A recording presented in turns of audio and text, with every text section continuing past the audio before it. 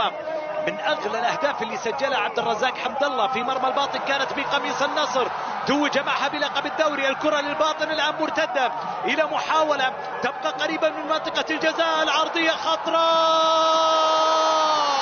جول! هدف اول للباطن، يستثمر غياب دفاع الاتحاد. يوسف الشمري اطلقها في شباك الاتحاد وسجل هدف جديد له في مسابقة الدوري. هداف الباطن يتمكن من مرمى جروهي. الباطن يفاجئ الاتحادين اللي بحثوا عن أسبقية في شوط المباراة الأول، لكن عرضية رائعة جدا جاءت من رينزو لوبيز باتجاه يوسف الشمري. الشمري تعامل معها بأفضل ما يمكن التعامل فيه مع هجمة بهذا الشكل. شوف الكرة اللي وصلت إلى رينزو ثم لعبها، شوف القطة وعطاها ليوسف على طبق من ذهب. يوسف ما صدق خبر، سجل الهدف الأول في مرمى النمور، يتمكن من النمور ويسجل أول أهداف السماوي في المباراة.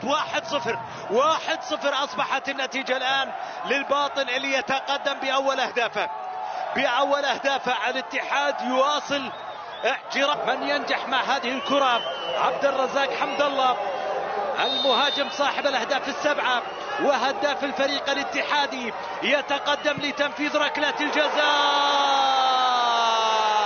نعم، ثامن أهدافه إلى جانب الاتحاد. عبد الرزاق حمد الله المهاجم اللي ما عندك وقت ترمش عينك معه، مهاجم كامل الأوصاف، يعرف من أين تؤكل الشباك. يسجل الهدف الأول للاتحاد وهدف التعديل وهدف الثامن في المباراة. في الموسم عبد الرزاق حمد الله ينجح في تسجيل 8 أهداف في هذا الموسم، يتساوى إذا مع عدد أهداف إيجالو بالهدف اللي يتمكن من تسجيله من ركلة الجزاء في مكان صعب جدا على مارتن كامبانيا.